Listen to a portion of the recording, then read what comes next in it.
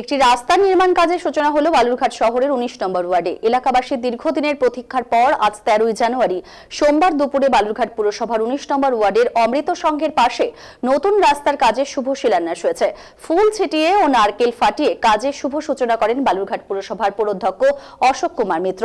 বালুরঘাট পুরসভার পৌরধ্যক্ষ অশোক কুমার মিত্র জানিয়েছেন, বালুরঘাট ১৯ নম্বর ওয়ার্ডে বিশ্বাসপাড়া নারায়ণপুর অমৃত সংঘ ক্লাব এলাকায় আজকে আনুমানিক ব্যয়ে ১৭ লক্ষ টাকার উপরে ৫০০ মিটার রাস্তা ঢালাই নতুন রাস্তার কাজের শুভ সূচনা হয়েছে।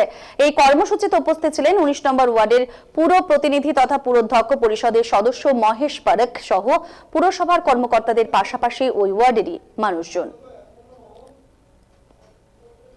আপনারা জানেন যে ইতিমধ্যে আমরা যে বিএমএস প্রকল্পে বিভিন্ন ওয়ার্ডের যে কাজগুলো সেই কাজগুলো শুরু করেছি। তো ঠিক সেই ধারাবাহিকতাকে বুঝিয়ে রেখে আজকে ১৯ নম্বর ওয়ার্ডে এই যে অমৃত সংঘ পাড়া, সেই অমৃত সংঘ পাড়াতে এই যে রাস্তা এবং ড্রেন যেটা দেখতে পাচ্ছেন, ড্রেনের কাজটা অনেকটাই আমরা করে ফেলেছি। আজকে এই যে রাস্তার কাজটা, সেই রাস্তার কাজটা পাশাপাশি ড্রেনের কাজটা সেটা পরিদর্শন। বিষয়টা আপনারা জানেন যে